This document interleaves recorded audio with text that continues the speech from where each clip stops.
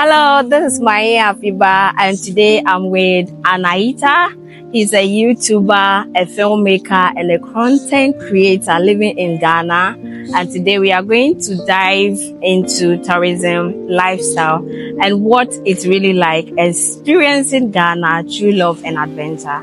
Hello, Anahita. Hi, Afiba. Thanks for having me. Yeah, I've been looking forward to meeting you, so thanks for making time. Oh, you're most welcome. Thank you so much. Same. I was looking forward because we've been planning for a long time to meet.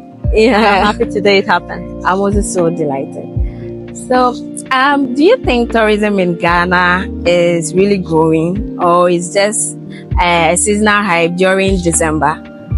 I would say, yeah, it's growing, but maybe not internal tourism, like external tourism. Like more tourists are coming to Ghana for sure. Okay. I moved to Ghana in 2019, and I would say from the first year I came to Ghana to now, I see that it's change. growing. Yeah. Okay. You see more foreigners, you see more diasporas coming to Ghana. So definitely in that sense, tourism has grown. Okay.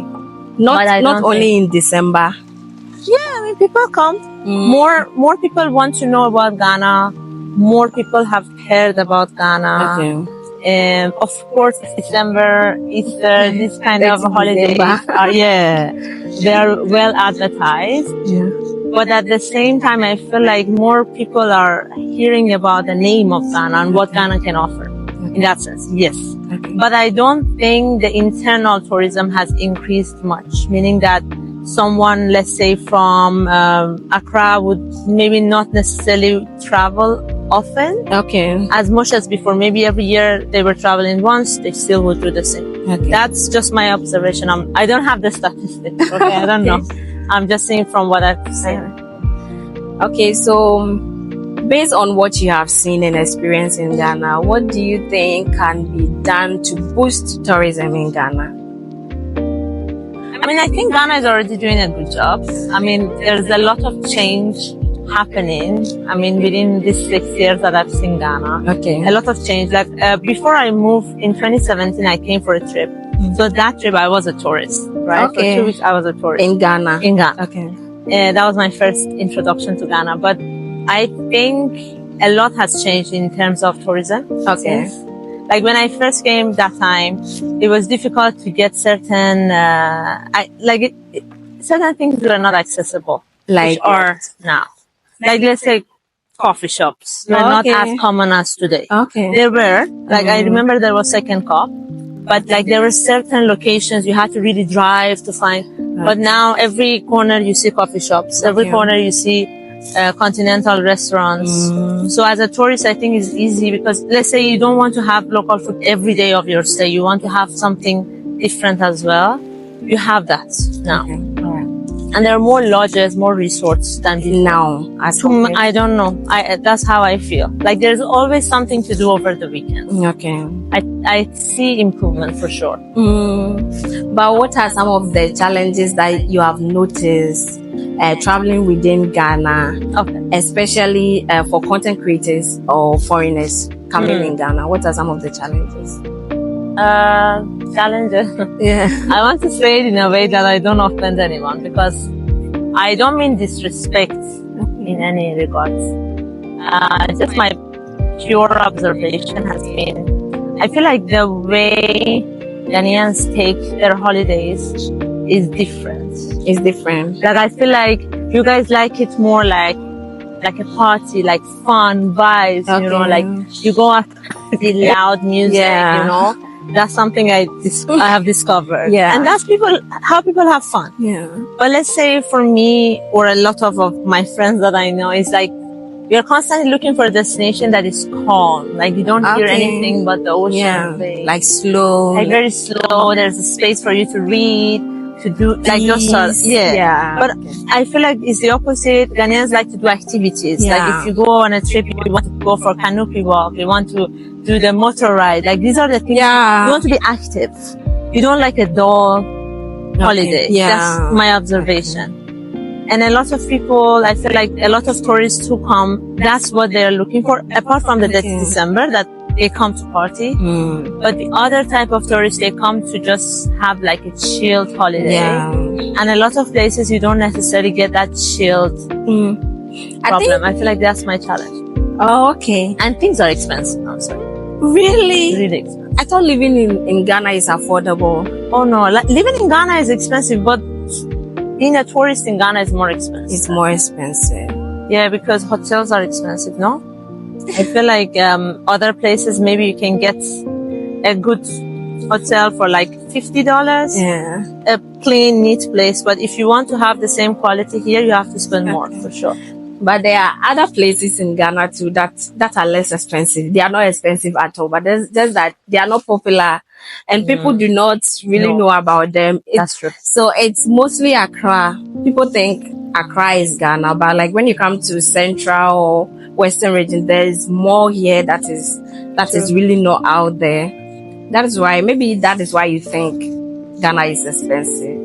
Yeah, I mean, some of the good resorts around Ghana that like I would really love to visit. When I look at the prices, I'm like, with this price, I can travel to another country, stay in a hostel. Maybe, I mean, it would be much more difficult. Yeah. But I can see a whole other country. Yeah. Because like some of the hotels can get up to like $500-600. Wow. And you can spend That's expensive. That's very expensive. And you can spend the same money buying a flight and visit another country. That's true. The expenses and the quality of stay you get for that visit. I'm sure your followers have traveled to Dubai, you might experience like you get a sense of luxury with very little to spend. Like, I mean, you can spend as much as you want, but let's say when I traveled, I think my hotel was like $30 a night, and it was a really good hotel. Wow, that's good. I don't think you can get with 300 cities. Can you get a good hotel in Ghana? You can actually. I mean, maybe not in Accra. Oh, okay. Yeah, but you can in other regions. Okay. Yeah. Good to know that. I have to also learn. That's why we are here. So, you're married to a Ghanaian, right? Yes. So, like, how is marriage, like being married to a Ghanaian like? Good. I'm not complaining. Ghanaian men are charming. Wow. They are, they know how to treat a woman, for sure. Nice. Yeah, that's what I would say. And I mean, I know my husband many years. We met in 2013. In Ghana? No, in China. In China. Oh, so it's been a long time. We are now 2025. I've even lost track of years. But it's been a long time. So it's really like, I don't feel he's Ghanaian. I don't think he feels that I'm not Ghanaian. We don't really feel each other's nationality. Oh, nice. Like, that's really minor in our relationship. So I'm sure now you have learned how to prepare Ghanaian dish. How did he rate it? Like when you first prepared it? I'm so happy he's not here to see what I'm going to say, but okay. Your question, sorry. So I was like, how was it like the first time preparing a Ghanaian dish for him? How did he rate it? The food? Okay, when we were in China, I was trying to make jollof. Ghana jollof. Many failed attempts. Poor guy had to eat it. It's not easy. It's not. Thank you. But I tried to make light soup. Failed attempts on that too. Whoa, with fish or meat? I don't even remember. A chicken. I think chicken. Okay. Yeah. And yeah. You failed. Poor guy, he had eaten so many bad food. Oh, he ate it. Yeah. He would eat it, and he wouldn't want to tell me that it's really bad. Because I mean, I put the effort. Yeah. But at some point, when we moved to Ghana, I just realized I can never compete with the aunties. Okay. Who have cooked like water for 20 years. I can never try it. Yeah, you know? That's true. So a lot of times when we have Ghanaian food, we eat outside. Oh, okay. So I don't prepare it much. I can do jollof. Okay. I can do the soup. Yeah, that's it. The peanut, the groundnuts. Okay. And all that. Cotton quine. Okay. And I mean like the snacks like mashed I can do that. Okay. Garish, what is it? Is it garishito? No, garishito, the Garisokis. So I think a 5-year-old child can do that too, but I can do it too. I have never heard of anyone say, I know how to prepare garisokis.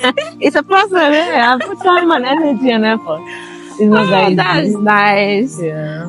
So, like, when you first came to Ghana, what was your biggest cultural shock, like cultural surprise? A lot. But I was lucky. When we were living in China, a lot of our friends were from Ghana. Okay. So I had an understanding of our Ghanaian culture before moving here. Oh, Like a lot of shocks, I have already experienced it in Ghana. like what? I remember the very first shock was that I felt like Ghanaians are more loud and they talk. Like in my culture, they always tell you like, speak quietly, don't speak too loud. Okay. And I feel like that there's not such a concept in Ghana, like don't speak loud. If you want to speak loud, speak loud.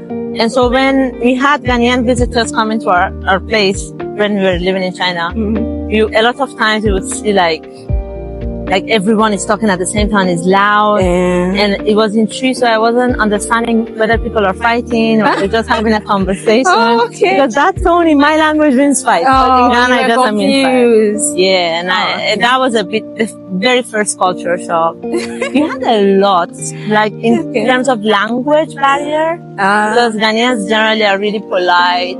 Yeah. A lot of please, like good morning, greeting, all of this I didn't know about. Oh. We don't greet.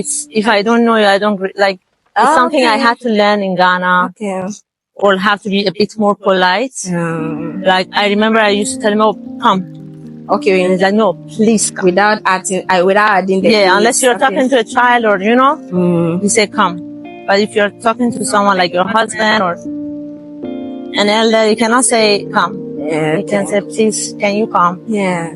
Certain like minor things that would end up in really big dramatic situations. Wow. But I'm really happy. I feel like if anyone wants to move to Ghana, they have to have Ghanaian friends first. Okay. Like, to me, it's a bit absurd of not knowing anyone in the country and then start judging everyone. Oh, like, why are they like this? Yeah. You didn't know. They were always like this before you come. Yeah. That culture shock I see with a lot of foreigners. Wow. That they come here and then they question why everyone is doing things differently. Because they don't have friends. Okay. So if anyone abroad or if people abroad wants to visit Ghana, what will you tell them? Why are you visiting?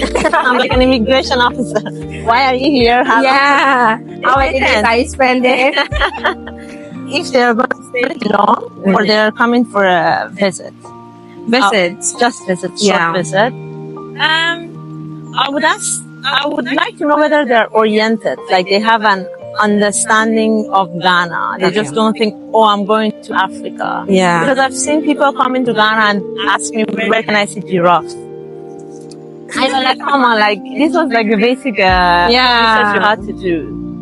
So I feel like a lot of people don't really know what they're expecting. They see footages of safaris in Kenya, South Africa, and they expect the same in Ghana. In Ghana, okay. I feel like I would give a little orientation. Okay. And then I would tell the person, if you come here, don't expect everyone to behave the way you want them to behave. Try to respect. Okay. And accept things are not the way you think, and maybe the way you thought is not necessarily better. Okay. That's nice. So you have been to many tourist places. Which of them will you recommend?